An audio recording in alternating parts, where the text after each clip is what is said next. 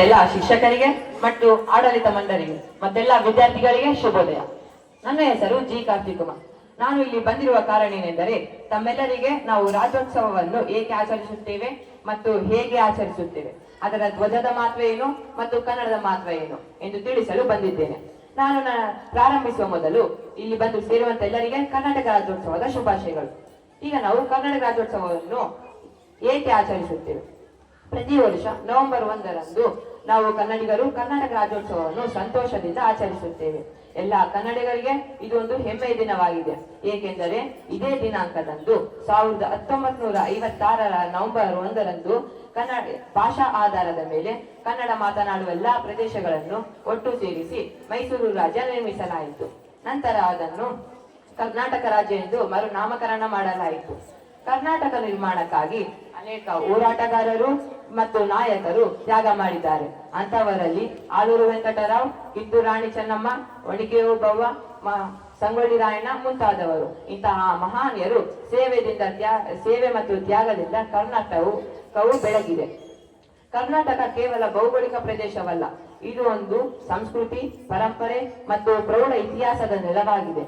ಕನ್ನಡ ಭಾಷೆಯ ಸಂಸ್ಕೃತಿ, ಪರಂಪರೆ, ಇತಿಹಾಸ, ಸಂಗೀತ, ನೃತ್ಯ, ಕಲೆ, ವಿಜ್ಞಾನ ಹಾಗೂ ಕೃಷಿಯಲ್ಲಿ ವಿಶಿಷ್ಟ ಸ್ಥಾನವನ್ನು ಪಡೆದಿದೆ. ನಮ್ಮ ಕರ್ನಾಟಕ ರಾಜ್ಯದ ಹೂವಿನ ಚಿಹ್ನೆ ಕಮಲ, ಮರ ಗಂಧದ ಮರ, ಪಕ್ಷಿ ನೀಲಕಂಠ, ಪ್ರಾಣಿ ಆನೆ, ರಾಜ್ಯಗೀತೆ ಜಯ ಭಾರತ ಜನನಿಯ ತನುಜಾತೆ. ಇವು ನಮ್ಮ ಕರ್ನಾಟಕ ರಾಜ್ಯದ ಗೌರವದ ಸಂಕೇತಗಳಾಗಿವೆ. ನಾವು ಇವನ್ನು ಕಾಪಾಡಿಕೊಳ್ಳಬೇಕು. ಈಗ ನಾವು ಕರ್ನಾಟಕ ರಾಜ್ಯೋತ್ಸವವನ್ನು ಹೇಗೆ ಆಚರಿಸುತ್ತೇವೆ? ಈ ದಿನಾಂಕದಂದು ಹಳದಿ ಮತ್ತು ಕೆಂಪು ಬಣ್ಣದ ಧ್ವಜವನ್ನು ಆರಿಸಲಾಗುತ್ತದೆ. ಎಲ್ಲ ಶಾಲೆಗಳಲ್ಲಿ ಮತ್ತು ಸರ್ಕಾರಿ ಕಚೇರಿಗಳಲ್ಲಿ ಈ ಧ್ವಜವನ್ನು ಆರಿಸಲಾಗುತ್ತದೆ. ಈ ದಿನದಂದು ಎಲ್ಲ ಕನ್ನಡಿಗರು ಒಂದು ಸಂತೋಷದ ದಿನ ಎಂದು ನಂಬುತ್ತಾರೆ. ಈ ದಿನದಂದು ನಮ್ಮ ರಾಜ್ಯದಲ್ಲಿ ರಾಜ್ಯ ಗೀತೆಗಳ ಕಾರ್ಯಕ್ರಮ, ಸಾಂಸ್ಕೃತಿಕ ಕಾರ್ಯಕ್ರಮ, ಪುರಸ್ಕಾರ ಪ್ರಾರ್ಥನಾ ಸಮಾರಂಭಗಳು ನಡೆಯುತ್ತವೆ. ಧ್ವಜದ ಮಹತ್ವ: ಇದು ಧ್ವಜ ದ್ವಿಬಣ್ಣದ ಧ್ವಜವಾಗಿದೆ. ಈ ಧ್ವಜದಲ್ಲಿ ಹಳದಿ ಬಣ್ಣವು ಮಂಗಳಕರ ಮತ್ತು ಕೆಂಪು ಬಣ್ಣವು ಕಲ್ಯಾಣದ ಸಂಕೇತವಾಗಿದೆ. ಈ ನವೆಂಬರ್ 1ರ ದಿನಾಂಕದಂದು ಕರ್ನಾಟಕ ರಾಜ್ಯೋತ್ಸವ ದಿನದಂದು ರಾಜ್ಯದ ರಚನೆಯ ದಿನವಾಗಿ ಈ ಧ್ವಜವನ್ನು ಆರಿಸಲಾಗುತ್ತದೆ. ಕನ್ನಡದ ಮಹತ್ವ: ನಾವು ಕನ್ನಡಿಗರು ಕನ್ನಡವನ್ನು ಮಾತಾಡಬೇಕು, ಕನ್ನಡವನ್ನು ಕಾಪಾಡಿಕೊಳ್ಳಬೇಕು. ಕನ್ನಡ ನಮ್ಮ ಅಮ್ಮ ಎಂದು ಹೆಮ್ಮೆಯಿಂದ ಹೇಳಬೇಕು.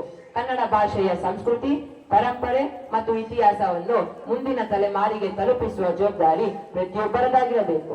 ನನ್ನ ಮಾತುಗಳನ್ನು ಮುಕ್ತಾಯಗೊಳಿಸುವ ಮೊದಲು ಕೊನೆಗೆ ಈ ಸಾಲನ್ನು ಹೇಳಲು ಇಷ್ಟಪಡುತ್ತಿದ್ದೇನೆ.